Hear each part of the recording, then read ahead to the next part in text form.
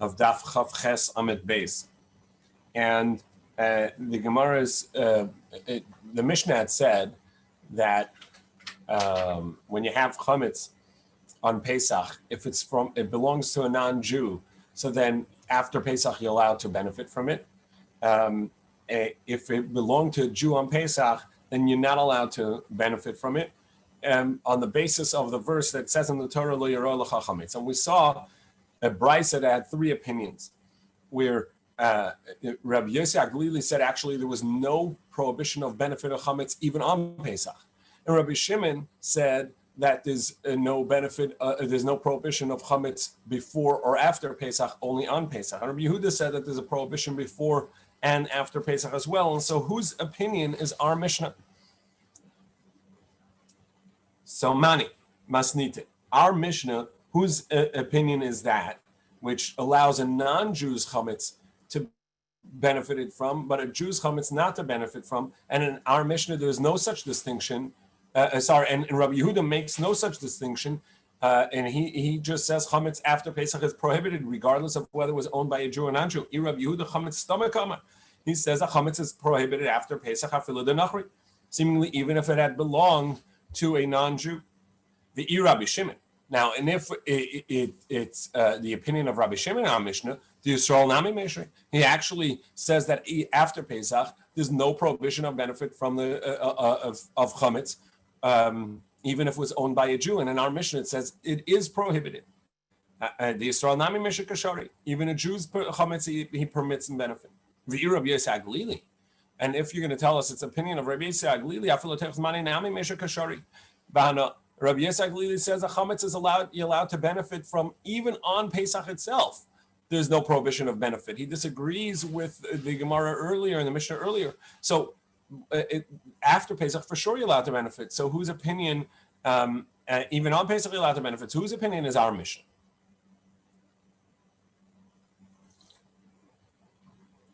So Rav Acha bar Yaakov is going to tell us a surprising opinion in regards to chametz. Amar Rav Acha bar Yaakov la'olam Rabbi Yehuda. This is the opinion of Rabbi Yehuda in our Mishnah. V'yalef sa'or da'achilim sa'or da're'iyah. And he learns that just as when the Torah says you're not allowed to see chametz in your property, you're not allowed to own it and see chametz within your boundaries, over there, we learned earlier that you're not allowed to see your own chametz, but you are allowed to see someone else's chametz. You can have chametz of a non-Jew. And we saw that you should put a barrier in front of it and so on, but you're allowed to have it on your property. So too, a non-Jew's chametz is allowed to be eaten. Now Rashi says that means even on Pesach. That's how surprising this would be. And in the end, the Gemara is going to say he retracted. But that Rav Acha bar Yaakov suggests that Rav Yehuda's opinion is that you're allowed to have chametz on Pesach not only in your possession of a non-Jew, in your possession, but you even have allowed to have chametz on Pesach of a non-Jew as food. Tosfos says it can't be that was even a suggestion of Rav Acha bar Yaakov, because at some point when you begin to eat something, it becomes yours because you're fully responsible for its value and for what it is. So at some point it becomes yours. Either it was gifted to you and the non-Jew allows you to eat it, or you're responsible to repay for it. So repay it and pay for it, and so then it's yours. So there is no way of eating chametz on Pesach that of a non-Jew, because as soon as you begin to eat it, at some point it becomes yours, which is a fascinating argument in the halachas of becoming yours. In any case, what's clear in the Gemara later is that Rav Acha bar Yaakov is suggesting that according to Rabbi Yehuda, who says that chametz after Pesach is prohibited in benefit, he's only talking about that of a Jew. But just as on Pesach you're allowed to, have with possession within your property chametz that doesn't belong to you, belongs to either hektish or a non-Jew, so too eating after Pesach. Everybody agrees that's what the suggestion of Rav Acha bar Yaakov is in Rabbi Yehuda, that after Pesach at least it would be permissible to also eat chametz of a non or of hektish. V'yalav sa'or da'achila, and he learns it because the Torah prohibits leavening to be eaten, and the Torah prohibits masa'or da're'iyah, and the Torah prohibits leavening to be in your possession. Just like the bread that the Torah says you're not allowed to have on Pesach in your possession is only yours, but somebody else's, such as a non-base or the hektishes that belongs to the Beis Hamikdash. You are allowed to have in your possession. So too sa'or of that the Torah prohibits in eating. According to Rashi, even on Pesach, according to Tosfos, only after Pesach, as the Gemara indicate later, then you're allowed to eat that which was on Pesach belong to a non-Jew or belong to the Beis Hamikdash. And even though in our Mishnah it says that you're allowed to benefit from chametz after Pesach, really you should say even allowed to eat chametz of a non-Jew after Pesach. But since by the Jews' chametz it says you're not allowed to benefit, therefore it says you are allowed to benefit on of a non-Jew's chametz. And really you should say in our Mishnah that you're allowed to benefit from a non-Jew's chametz on Pesach. But since it mentions by the Jewish chametz that it's prohibited in benefit even after Pesach, so by the contrast, for the sake of symmetry, in the beginning when it's talking about the non-Jews chametz, it says you're allowed to benefit after Pesach, but it's true you're allowed to benefit even on Pesach, and it's true that you could be you're allowed to eat from it as well, either after Pesach like Tosfos or even on Pesach like Rashi. So for symmetry, it says by the non-Jew also that after Pesach you're allowed to benefit. However, Rava disagrees. Rava says, Rabbi Shimon. No, this is the opinion of Rabbi Shimon, who says that before Pesach and after Pesach there's no Torah prohibition of chametz. The Rabbi Shimon knasa kanis. However, Rabbi Shimon says that since on Pesach you're not allowed to own it, and since on Pesach you're not even allowed to benefit from it, and you went ahead and you did own it, even though once Pesach is over, min Torah, on a Torah level, the Doraisi allowed to benefit from this.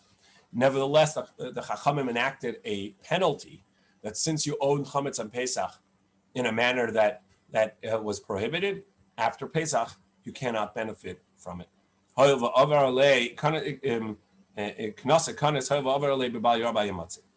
And because you transgressed Bal Yirah, Bal Yimatzeh, the prohibition of having chametz in your possession, in your property, there is a penalty. You cannot benefit from the chametz. Now, Gemara goes back to the wording of the Mishnah. The wording of the Mishnah said that a Jew who had chametz, his chametz after Pesach is prohibited in benefit, and brings the verse because it says you shall not have chametz in your possession. Now, l'Rava, bishlam l'Rava, so this is fine according to Rava. It makes sense that it says in the Mishnah the prohibition of chametz after Pesach is if a Jew owned chametz on Pesach because of the verse of Bal Yirah, meaning it's on account of you transgressing that there's a penalty that you may not benefit after Pesach. But according to Rav Yaakov, that really the Mishnah is not telling us there's a prohibition of chametz after Pesach. It's telling you the permission that a non-Jew's chametz is allowed. It should say on account of lo ya'achel chametz, you may not eat chametz, which means that you're not allowed to eat a Jew's chametz. A Jew may not eat his chametz. Indeed, it's not going on the last line of the Mishnah, even though that it's there at the last line. It's going on the first line of the Mishnah. And this is what the Mishnah means to say. A chametz that a non-Jew owned on Pesach, after Pesach, you're allowed to benefit from it. And as we saw earlier, and really it means even on Pesach, you're allowed to benefit from it. Because it says, you shall not see for yourself chametz on Pesach. Your chametz you may not see on Pesach, but you're allowed to see and benefit from chametz of a non-Jew on Pesach. And we learn the prohibition of chametz after Pesach, that you're allowed to eat it, from the prohibition of chametz, of owning it and seeing it. The itma, and this really is based on another machlokas, which this is could concur. Rav and Rav Yaakov have another machlokas based on the same idea. The itma we learn. Somebody eats bread or chametz of a non-Jew after Pesach that had been available to the non-Jew on Pesach. L'divrei Rabbi Yehuda, according to Rabbi Yehuda, who says that chametz is prohibited in benefit before and on and after Pesach. So Rava Amalekin. So Rava says there's a prohibition, and he gets lashes. In other words, there's a Torah prohibition, and this would be corporal punishment if he did so intentionally with witnesses. You can't eat chametz, even of a non-Jew's chametz, after Pesach. You're not allowed to eat anything, according to Rabbi Yehuda. And Rabbi Yaakov says no. There's no malchus for that. Rava says the reason that there's corporal punishment for this and that it's a Torah prohibition, because Rabbi Yehuda does not compare eating chametz of a non-Jew to having chametz of a non-Jew in your possession. In your possession, the Torah says, "Lo yara'eh lecha," it shall not be seen to you chametz. You can't see your own chametz, you can't have it in possession, but a non-Jew's chametz can be seen, can be in your possession, and we don't compare eating to that. Rav Yaakov says no, there's no punishment. In other words, there's no Torah prohibition. He does make that comparison and say, just as with ownership or possession, even though you're not allowed to own chametz on Pesach, but within your possession, within your property, a non-Jew may have chametz, or the Beis Hamikdash can have chametz. And we saw earlier the distinction of whether you're responsible for it or not. In any case, but there is a possibility of having chametz of a non-Jew in your possession. So so too, you can eat chametz of a non-Jew after Pesach. Rabbi, could you tell me where we are on the page again, please? I lost my place. Sure, we are on page Chaf Tes Amud Aleph 29a, about 10 lines from the bottom. Which word in the line? The word is V'hadar Bey.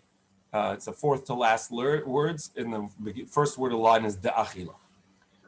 V'hadar Bey Rav Acha bar Yaakov Mahi. However, Rav Acha bar Yaakov retracted his opinion. This opinion, this enormous leniency that Rav Acha bar Yaakov has, that a chametz belonging to a non-Jew has no chametz prohibitions. According to Rashi, even on Pesach you're allowed to eat it. According to Tosfos, after Pesach you're allowed to eat it, and on chametz you're allowed to have it in possession, and you can benefit from it on Pesach. Obviously, very surprisingly lenient opinion of Rav Acha bar Yaakov in the interpretation of Rav Yehuda's opinion, but he retracted. And how do we know that? So for this Gemara, we need to understand a couple of concepts in Me'ila and ownership. Me'ila is a concept that we've seen many times, where somebody misuses something that belongs to the Beis Hamikdash. And in that misuse, they owe a korban. They have to bring an atonement offering for having misused hektish. They must pay back the principal amount, and they must pay back a 25% penalty on top of the principal amount that they pay back. There's a concept in halacha that's called kam leid b'derabah mineh, where there's a double jeopardy clause that if somebody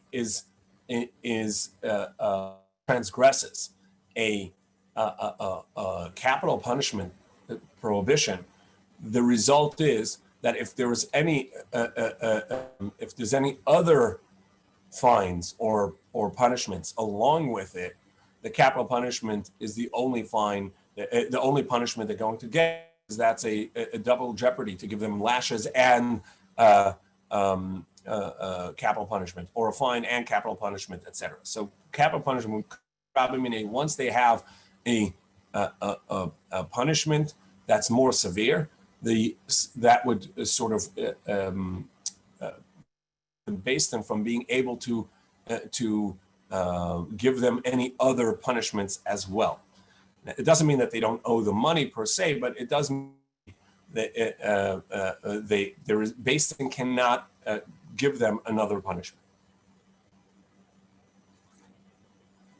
There's a discussion here in the Gemara that's going to come up, and it really is a machlokas elsewhere. What about if Beis Din is it's not a capital punishment in Beis Din? We know there's a concept of kares, where one's soul is cut off from its source, and the person is essentially punished in the most severe way, not in the world, not in a physical sense. It's a spiritual punishment, or misa b'dei shamayim, where there's the capital punishment, but from heaven. It doesn't come. Beis Din is not going to intervene in this one. In such cases, where there's a misa b'dei shamayim or race, do we also say kamle b'derabamine? You would say, look, Beis Din's not going to give you a fine, or Beis Din's not going to make you pay penalties or really restitution even, on account of that there is a capital punishment here, and the capital punishment is not a capital punishment. Nevertheless, Beis Din will that'll be your exemption. So that's going to be a part of the machlokas here. And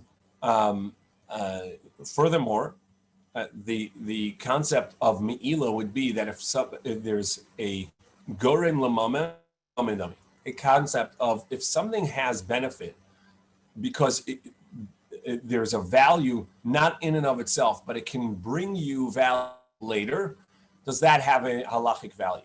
And specifically chametz on Pesach. If you have chametz on Pesach, right now, there's nothing, it's prohibited in benefit as well. However, after Pesach comes, you have a right to benefit from it on a Torah level at least.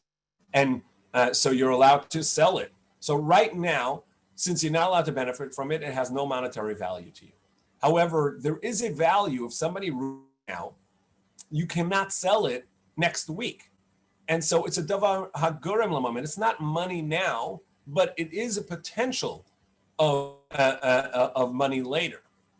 Does that have a monetary value now, in which we're going to say that if someone damages that, or ruins that, they have a monetary value to pay? So these are some of the introductions needed for the conversation here to prove that Rav Acha bar Yaakov retracted and said, no, there's no, Rabbi Yehuda did not say you're allowed to benefit or eat chametz of a non-Jew on Pesach. In any case, to get to this, we have this price. The Tanya, ha'ochel chametz shel hekdesh b'moed. On Pesach, somebody goes ahead and eats chametz that belongs to the Beis Hamikdash of hekdesh. Somebody had donated breads to the Beis Hamikdash or flour that was already chametz or whatever it is, chametz of the Beis Hamikdash, which we saw earlier that you're allowed to have in your possession. Somebody goes ahead and eats it on Pesach. Now this is me'ila, this is misuse of hekdesh.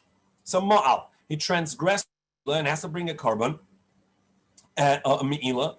Now, even though that the chametz on Pesach has no value itself, nevertheless, there is a value in the potential, which is lost to hekdesh, because after Pesach, chametz is permissible. And since chametz is permissible after Pesach, there is a potential to its value. And so whoever eats on Pesach that belongs to the Beis Hamikdash is essentially damaging its futures, its value that will be there, and therefore they owe that value to the Beis Hamikdash. Now, even though we saw earlier that according to Rabbi Shimon, that there's a penalty after Pesach, someone who owned chametz on Pesach after Pesach eat from it, so there's no benefit allowed, and so there's no monetary value. You can't sell it. Actually, that's only to an individual, but not to hekdesh. The penalty to hekdesh would not apply, and therefore hekdesh's chametz prior on Pesach has a value for its future, for its potential sale in the coming week, and as such, whoever eats it does have me'ila. They owe the principal 25% and the carbon. However, there are those that say lo mal, that there's no me'ila, and the Gemara is going to explain on account of that, since eating chametz on Pesach or is a kares punishable offense, so therefore having eaten it on Pesach is a capital punishment and a capital crime, and therefore there's no penalty. And if there's no restitution penalty, and so there's no carbon either. Since you're missing the principle, so you also don't pay the penalty. You don't pay the penalty. There's no me'ila. There's no carbon of me'ila. So now man yesham, whose opinion is the second opinion that says that you're exempt of chametz when somebody eats a hektish chametz of the me'ila carbon. Rabbi Yochanan ben Nechunya ben Akana. It's the opinion of Rabbi Nechunya ben Akana. The Tanya Rabbi Nechunya ben Akana. He would say that just as Shabbos, which is a capital crime and a capital punishment from Beis Din, therefore there's double jeopardy penalties, and payments. So too in regards to kares, which is Yom Kippur. Yom Kippur, there's no capital punishment from Beis Din, but there is kares in Meshamayim for a heavenly punishment. And yet Rabbi Nechunya ben Akana would say that there's no double jeopardy since they transgressed a capital punishment, a Shamayim, a heavenly capital punishment, not a Beis Din one. But nevertheless, just like in a Beis Din capital punishment, there's an exemption from double jeopardy and monetary punishment, so too in kares. Just on Shabbos, somebody would get the capital punishment, and therefore Beis Din would not hold them responsible for the financial damages. So too in Yom Kippur, it's the same. However, Rav Yosef says Rav Yosef says that's not the basis of the machlokas. The basis of the machlokas is something else. Are you allowed to redeem hektish for a non-hektish for a non-eating purpose? Are you allowed to redeem hektish for just simple benefit? Because generally we say that in the Torah it says you shall shech a carbon, bring the carbon, but not for its hides, or for the shearing, and eat its meat, but not the forbidden fats, and you shall eat it, but not for the kalavim, not for the give it to your dogs. Meaning you can't redeem hektish in order to eat it, but and then give it to your dogs. Meaning just benefit from it. It has to be given to you for actual eating. So there's a machlokas. Is that true? Do we say that you're not allowed to redeem hektish for benefit? You have to eat it, or do we say no? You're allowed to redeem it even for benefit? And so too over here, that the chametz is prohibited on Pesach in benefit of that which belongs to hektish, and so there's no monetary value to it. And even though later there could be monetary value, which we said later that there's a davar hagarim l'mammon, it can cause monetary value. Rabbi Yosef says that that's not what the machlokas is, but rather we're talking about, according to the opinion of Rabbi Yossi Aglili, that you're allowed to benefit from chametz on Pesach. So according to Rabbi Yossi Aglili, you're allowed to benefit of chametz on Pesach. So I can redeem the hektish, and there's added value. I can buy out the hektish and use it for a cream. I can give it to my dog because my dog is missing challah, and so I redeem hektish's chametz and give it to my dog, and that would be permissible. And that's a machlokas of whether that's permissible or not. Is there a monetary value to hektish? Now, so when I ate the hektish, I misused hektish, and there's a monetary value because I'm allowed to redeem it to give it to my dog, even though no one can eat it, but you can give it you can benefit from it. So Man Amar Ma'al, the one who says that you're obligated in Me'ila He says you're allowed to read to give it just for benefit, to give it to your dog. And therefore, there's a monetary value to the hektish even on Pesach. Chometz that belongs to the Beis Hamikdash on Pesach does have a monetary value because somebody can redeem it and buy it to give to their dogs.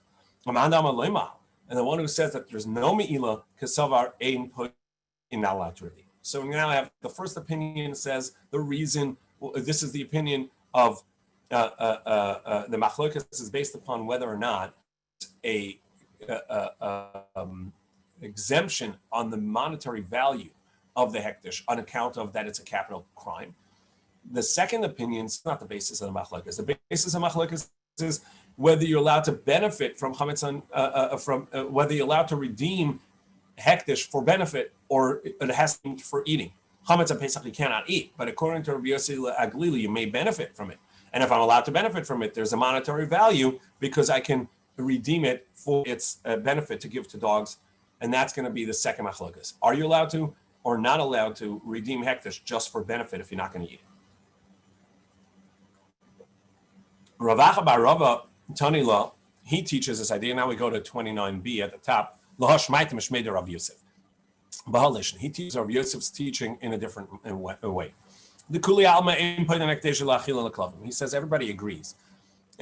You cannot redeem hektish to feed to your dogs. It was hektish. It belonged to the Beis Hamikdash. You cannot redeem it just for benefit. It has to be that you're going to eat it. But nevertheless, the basis of machlokas is this. Do we say something that doesn't have a monetary value now because it's prohibited benefit? But if we wait some time, there could be there could be a monetary value. And so my damaging this item now or eating this item now is causing monetary loss to hektish because in the future they have the ability to sell it if it were to survive until that point. So Manda Amar Ma'al says that there is me'ila, you have misused hektish and bring the carbon and pay back the principal amount plus 25%. Kasava Davar Agam L'Mamin Kamamida. He says that since you there's a causative loss of damage. It isn't damages itself, but there's a causative loss of damages. Kamaman, it does count as monetary damages. Umanda Amar Lema, and the one who says that you did not have to pay back Me'ila, the principal plus 25% plus a atonement. It's because this opinion says that it doesn't count as having caused a monetary loss to the hektish, even though there's a potential that they could have regained that later. But right now, it's prohibited in benefit. So right now, it has no value. It's like penny stocks. It's like it doesn't have any value now, but there's a potential that something will happen in the future that'll be worth something. So chametz on Pesach, it's if it were to survive Pesach after Pesach, there may be a buyer for it. But right now, it has no value. So So this is the third opinion, that the basis of the machlokas is whether or not, even though chametz on Pesach is prohibited in benefit, and even though there is a penalty, and we don't say, look, there's kares, and therefore there's a double jeopardy. No, that's in Shemayim, that's in heaven, basically giving you one penalty, that of Me'ila, and so that they would hold you responsible for it, and they would charge you for it. However, the question is, does this have monetary value right now? Or do we say, no, it doesn't have monetary value because right now it's useless? Or do we say, even though it doesn't have monetary value now, but there's potential of monetary value later, and you're damaging that potential, and that's a davar hagorim lamami, some cause a monetary loss later, and that counts as significant loss enough that you're held responsible today. You have to pay that principal plus 25%, and therefore you also have me'ila. You bring the sin offering, the me'ila offering. Rav Acha bar Yaakov Amar, Rav Acha bar Yaakov, who opinion that we're saying retracted, right? So we said at first that this is why we're bringing all of this me'ila in to discuss the opinion of Rav Acha bar Yaakov, who had said that the opinion of Rabbi Yehuda is that chametz on Pesach of a non-Jew is allowed to be benefited from, and according to Rashi, even eaten on Pesach. Or Tessa says, on Pesach you can eat it, but you're allowed to benefit on Pesach. Well, that same person, Rav Acha bar Yaakov, now is going to tell us another interpretation of this brisa. He says, no, the meaning is, in this brisa, everybody would agree that since there's a potential of loss later and potential monetary gain later, so the damaging Hektish's chametz now is monetary loss, because it's a davar hagorim something that can cause money later, meaning there's a potential futures in this, so there's damages right now. This is in this machlokas of whether or not there's me'ila, you have to bring a sin offering, a me'ila offering for having misused hektish or not, is based on Rabbi Yehuda and Rabbi Shimon, which we saw in previously. Rabbi Yehuda says chametz is prohibited in benefit before, during, and after Pesach, at least of a Jew. And Rabbi Shimon says, so Jews or not, chametz is prohibited in benefit on Pesach, but before and after, you're allowed to benefit. So Manda Amar Loy Ma'al, the one who says that there's no me'ila, what's that based on? Rabbi Yehuda. That's the opinion of Rabbi Yehuda. Why? Because Rabbi Yehuda says not only during Pesach may you not benefit from chametz, but even after Pesach you're not allowed to benefit from chametz.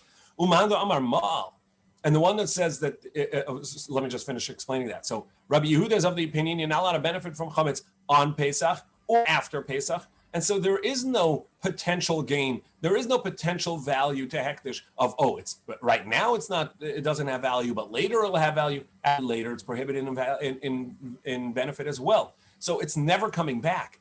This is a valueless item, and so therefore there's no benefit to hektish. There's no damages, monetary damages, in having misused it, and so there's also no me'ila, no korban, because there's nothing to pay back. However, the one who says that there is me'ila, and you have to pay back the principal plus 25% plus the sin offering, the me'ila offering, Ma'al, Rabbi Shimon, is the opinion of Rabbi Shimon, who says, look, even though that chametz is prohibited in benefit on Pesach, but after Pesach, there's a heter hana, there's permission to have benefit. And even though we said earlier, Rabbi Shimon says there's a penalty, we can understand that penalty applies to individuals, but not to the Beis HaMikdash, not to hektish. An item of hektish would not be penalized, and as such, there is benefit available to hektish, to the Beis HaMikdash of its chametz. It can sell it, and therefore, having misused the chametz on is damaging the potential value of this chametz after Pesach. Now, this is the end of the 4 explanations of brisa. But for our purposes, we need to understand that Rav Acha bar Yaakov is the one who's offering this last interpretation, and he says that according to Rabbi Yehuda, who previously we understood him to say chametz of a non-Jew or hektish, you're allowed to benefit from on Pesach itself, never mind Pesach. The prohibition of benefit is only your own chametz. Yet, over here he says that Rabbi Yehuda is going to say chametz belonging to hektish, not only may you not benefit on Pesach, but you're not allowed to benefit even after Pesach, and therefore there's no monetary value to the hektish alone.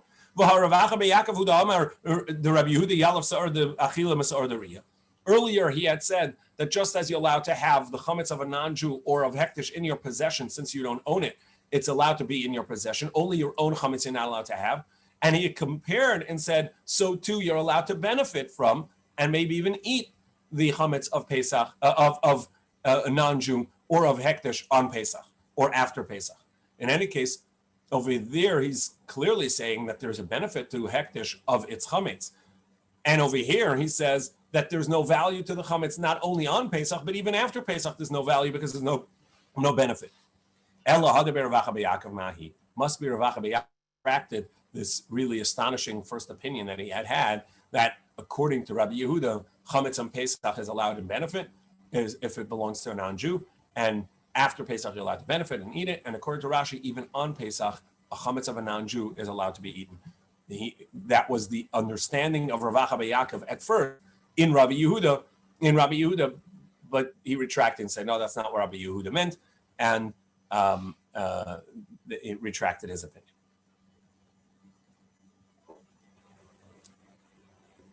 But going back to the explanation of the Me'ila case, Rav Ashi Amar Kula Alma implied it. Everybody agrees you're not allowed to redeem hektish just for benefit, just for animals to eat you have to redeem. You're only allowed to redeem hektish to eat it yourself. However, it doesn't have a value today. It doesn't make a difference if it'll have a value later. That doesn't count as a monetary value. So the basis of the machlokes is chametz on Pesach permissible in benefit?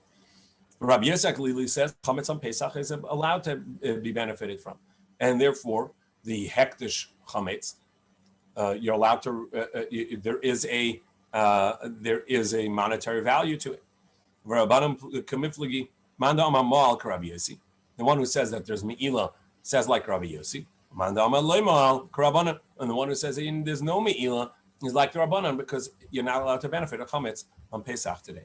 So that would be the fifth explanation of the brisa in regards to me'ila, misuse of chametz on hektish. But what we brought it in for was the idea that Rav Acha bar Yaakov retracted his understanding of Rabbi Yehuda, and we have nobody who says that you're allowed to benefit from chametz on Pesach, or that you're allowed to benefit or eat chametz on Pesach, even if it's a non-Jews chametz.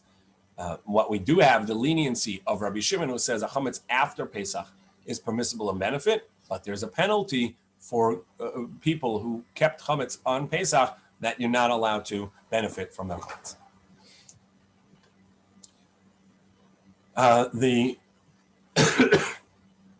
For the next Gemara, we're going to get into the concepts of bittul, nullification.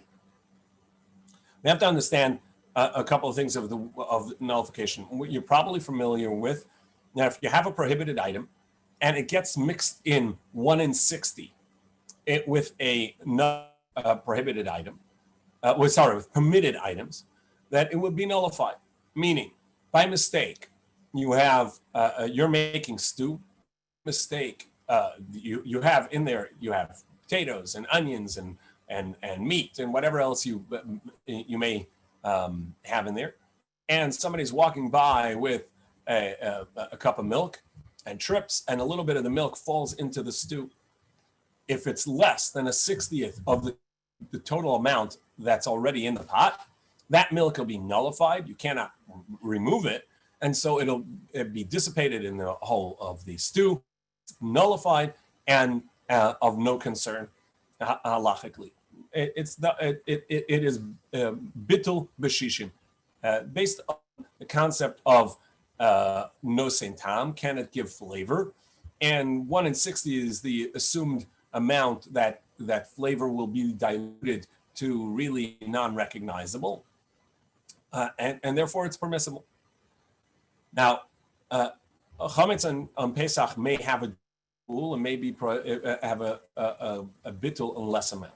But what's less familiar is the concept of a bittul in min b'mina, something that is of its own kind. Now, we said the idea of milk being batel, nullified, 1 in 60 is because if in 1 in 60 there's no longer any flavor. But if there is 1 in 59 or 1 in 40 or 1 in 30, the milk will be tasted. And so therefore it's still there, it's not nullified, and it won't be nullified. It's alive and well in this pot because you can taste it. How about mixed in with its own kind? So prohibited milk gets mixed in with kosher milk. I have a vat full of kosher milk and a pot full of kosher milk, and somebody trips with his cup of camel milk and it spills into it. Now that Jews are hanging out in United Arab Emirates and camel milk is common there, and somebody's walking by a kosher cup of milk and spills his camel milk and in some of the camel milk. Now those are it's milk and milk, and the flavor perhaps is undistinguishable. I have no idea, obviously, but let's assume that they taste alike. It's not a distinguishable taste. So when the min b'mino, its kind, falls into its own kind, you can't tell me it's not like 1 in 60 because you can't taste it. You couldn't taste it even less than that. So here we have a machlokas, the two opinions. Do we say it's never nullified? In its own kind, it's just the same, and so it's always there. And therefore it's prohibited even if you have 1,000 times the prohibited item. It's it's alive and well because it's milk and milk. And the prohibited one is right there, and so it's going to not be nullified. The concept of min b'mino eina batela, two of the same kind, or a prohibited item in its own kind will not be nullified. That's the strict opinion. And the lenient opinion goes to the other extreme and says, actually, for min b'mino, something of its own kind, it doesn't need 60 to nullify it because you don't have to nullify its kind, but rather 51%. A majority is sufficient to nullify it. And so if you had this camel milk fall into your cup of kosher milk and it was 35%, 40%, 45%, it's going to be nullified. Min b'mina is going to be nullified. All this on a Torah level. And we'll see that there's also a rabbinic fence to say, well, actually, since nullification is generally by flavor, so even though here you can't distinguish a flavor, it's going to be in as much as it would need to nullify the flavor, which is 1 in 60, and that's what's going to be nullified. So let's begin. We have just a moment left. Let's begin the Gemara's statements in regards to chametz, and then tomorrow we'll see the bases, the bases of these discussions as we just outlined the concept of bittul min b'mino, something in its kind, or min b'she'ena mino, something not in its kind. Amar Rav. So Rav had said, chametz bizmanoi, chametz on Pesach itself, bein b'mino, bein shelo b'mino, whether it fell into other bread-like foods, so maybe matzah, so you had breadcrumbs got mixed up with matzah meal, bein shelo b'mino, or whether it got mixed up in something else that's not its kind, that's a stew, aser, then it's going to be prohibited. Shelo bizmanoi, that, however, if it's not on its time, meaning it's not on Pesach itself, b'mina aser, if it fell into something of its kind, it's going to be prohibited. Shelo b'mina muter, but if it fell into something that's not its kind, it will be permissible. So the Gemara is going to try and analyze and say, how much are we talking about here? Is he talking about more than that the ratio is higher than 1 in 60? In other words, that they taste it or not? But my askina, is it going to give flavor? Why does he say that after Pesach it fell into something that's more than that's not its kind? It's permissible. You have time, but we just said if it gives a flavor, if it's the ratio is not 1 in 60, it's prohibited because it's alive and well. You can taste it. Elabamashu must be talking about that it's less